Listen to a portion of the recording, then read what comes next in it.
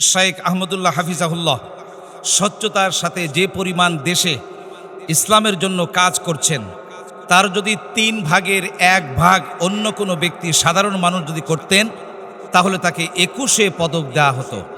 হ্যাঁ, এটাই বাস্তবতা। শাইখ আহমদুল্লাহ দেশ, জাতি, ইসলামের জন্য যে কাজগুলি করছেন অত্যন্ত প্রশংসনীয়। তিনি যে স্বচ্ছতার সাথে ইসলামের জন্য, বাংলাদেশের অবকাঠামো উন্নয়নের জন্য তিনি যে কাজ করছেন, আসলে তিনি 21 পদক পাওয়ার অবশ্যই যোগ্য। আপনারা দেখেছেন তিনি যে কাজ করেছেন, এমন কোনো সেক্টর নাই যেই সেক্টরে তার পদার্পণ নাই, যেই সেক্টর নিয়ে তিনি কাজ করছেন না। মাননীয় প্রধানমন্ত্রী তিনি যখন প্রধানমন্ত্রী হওয়ার পরে শাইখ আহমদুল্লাহ সাহেবকে ডাকলেন। ডাকার পরে তিনি একান্তভাবে জাকাতের বিষয় এবং অন্যান্য বাংলাদেশের মানুষ সম্পর্কে, দিন ইসলাম সম্পর্কে অনেক বিষয় তার কাছে পরামর্শ করেছেন। শাইখ আহমদুল্লাহ সাহেব অত্যন্ত দক্ষতার সাথে পরামর্শ দিয়েছেন। তাহলে একজন প্রধানমন্ত্রী তিনি পরামর্শের জন্য শাইখ আহমদুল্লাহ সাহেবের কাছে যান, অথচ আজকের এই জাতির একটা সম্মাননা পাওয়ার জন্য শাইখ আহমদুল্লাহ, বাংলাদেশের সাধারণ মানুষ, আলেম ওলামা এটা মনে করেন যে 21 পদক পাওয়ার উপযুক্ত একজন ব্যক্তি শাইখ আহমদুল্লাহ সাহেব।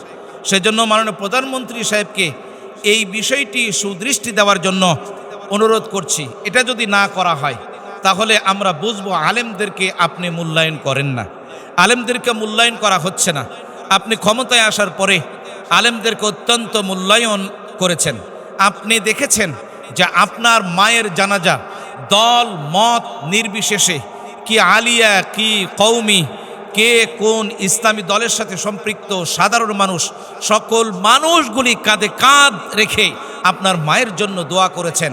বিশেষ করে এই আলেমরা আপনার মায়ের লাশ কাঁধে করে কবরস্থানে পর্যন্ত নিয়ে গিয়েছে। তাহলে আপনার উচিত এই প্রথিতযশা আলেমদের মধ্যে অন্যতম আলেমে দ্বীন, বিশেষ করে একজন গ্রহণযোগ্য আলেমে দ্বীন শাইখ আহমদুল্লাহকে মূল্যায়ন করা উচিত। তিনি যে বিষয় নিয়ে কাজ করেন সেই বিষয়ের অন্যতম উল্লেখযোগ্য হলো তার ফাউন্ডেশনের অন্যতম কাজ হলো দাওয়া ও ইসলামী শিক্ষা। দাওয়া এবং ইসলামী শিক্ষা নিয়ে তিনি কাজ করেন। বিশেষ করে প্রশ্ন উত্তর পর্বে অত্যন্ত দক্ষতার সাথে সুন্দরভাবে তিনি প্রশ্ন উত্তর দেন এবং ইসলামী শিক্ষা প্রসারণের জন্য তিনি কাজ করছেন। এরপর আসুন্নাহ ফাউন্ডেশন কাজ করছে মানবিক সহায়তা। কঠিন দুর্দিনে, কঠিন মুহূর্তে মানবিক সহায়তা নিয়ে মুহূর্তের মধ্যে আসুন্নাহ ফাউন্ডেশন চলে যাচ্ছে। আপনারা দেখেছেন ইতিমধ্যে চট্টগ্রামের বন্যায় আসুন্নাহ ফাউন্ডেশনের যে ভূমিকা রেখেছেন, বাংলাদেশে অন্য কোনো ফাউন্ডেশন এত ভূমিকা রেখেছে কিনা তা সন্দেহ রয়েছে। এরপর জাকাত ও সদকা ব্যবস্থাপনা, আসুন্নাহ ফাউন্ডেশন জাকাত সঠিকভাবে কালেক্ট করে আলাদা ফান্ড তৈরি করে মানুষদের মাঝে সুষ্ঠুভাবে বন্টন করে। এরপরে রয়েছে এতিম ও অসহায়দের সহায়তা।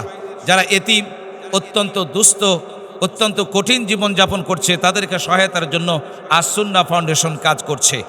এছাড়া সবচেয়ে গুরুত্বপূর্ণ বিষয় যুবকদেরকে কর্মসংস্থান, একজন হতাশাগ্রস্ত মানুষের জন্য কর্মসংস্থান ফিরিয়ে নিয়ে আসার জন্য তিনি অনন্য এক প্রকল্প তিনি হাতে নিয়েছেন। তাদেরকে বিভিন্ন প্রশিক্ষণ দিয়ে কাজ করছেন।